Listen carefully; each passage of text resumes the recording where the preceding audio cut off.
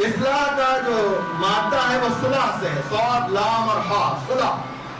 بنیادی اس کے معنی یہ ہے، اس کو غور سے سنیے گا، صلح کے بنیادی معنی یہ ہے کہ جس چیز کو جس حالت میں ہونا چاہیے وہ اسی حالت میں ہو، اس کا اعتدال، توازن، تناسب علی حال ہی برقرار رہے، یعنی حق۔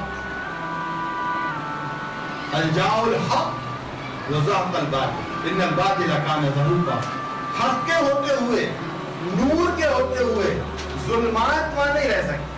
اگر نور بھی ہو اور اس میں ظلم بھی ہو تو پھر وہ نور نہیں رہتا، وہ ظلم ہی کا ایک شیڈ کہلاتا ہے، وہ حق نہیں۔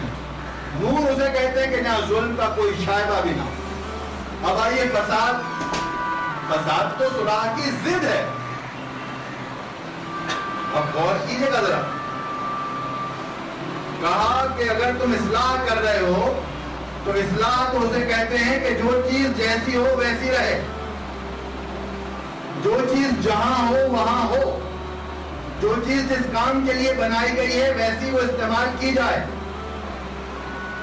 انکلوڈنگ آدم کی اپنی ضروریت، آدم کی اپنی شخصیت، انسان کا اپنا منصب، مسلمان ہونے کی حیثیت سے آپ کے کام، آپ کی خلافت، آپ کی حکومت، آپ کی پڑھائی، آپ کی لکھائی، آپ کا منصب، آپ کی شادی، آپ کا بیاہ، ہر وہ چیز کے جیسی بتا دی گئی ہے، اگر ویسے ہی ہو رہی ہے آپ کی سزا، آپ کی جزا، تو فرمایا یہ صلح ہے۔